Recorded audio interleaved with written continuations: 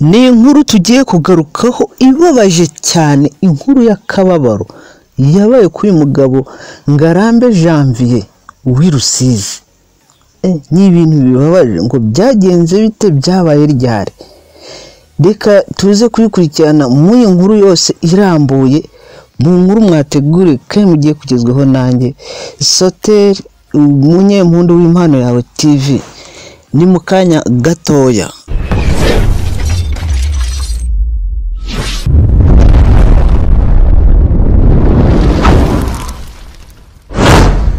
Reka tubageze inkuru yose irambuye uko yakabaye, ariko tukwibutse kubanza gukora subscribe ndetse ukande no kunzogera kugira ngo inkuru zacu zose dushizeho ujye uba mu bambere babasha kwakira inkuru dushizeho.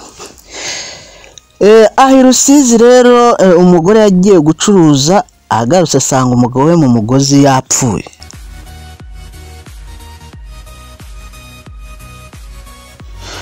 Ni umugabo w'imyaka 62 y'amavuko, yasanzwe mu mugozi yimanitse yapfuye, bikekwa ko yiyahuye.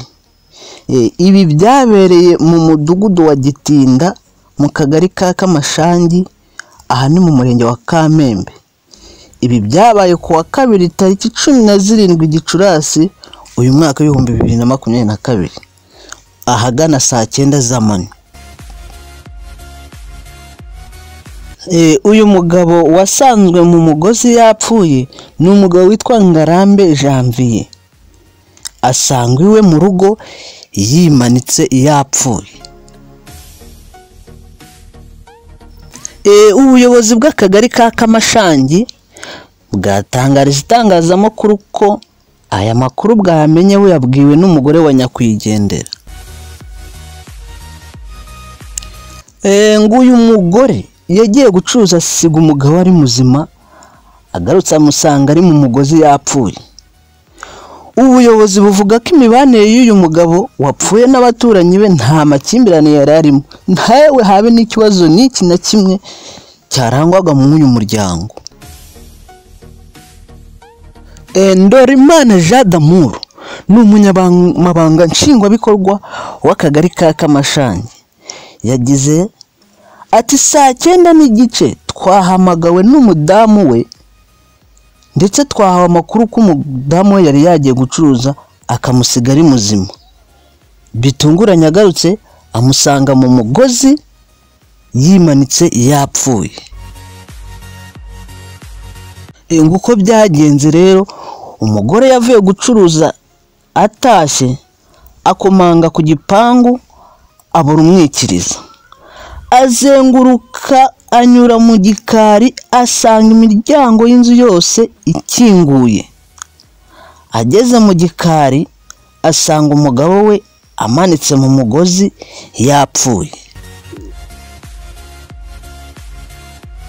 Ubuyobozi buvuga ko uyu mugabo nta kazi yari afite, ariko ko yarabanye neza n'abaturanyi be ndetse nta n'ikibazo na kimwe cyabarangwagamo.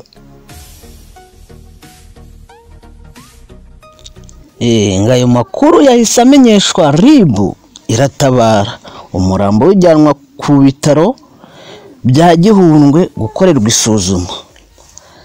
Gusa kugira ngo hakunde hamenywe icyaba cyateye umugabo kwiyahura.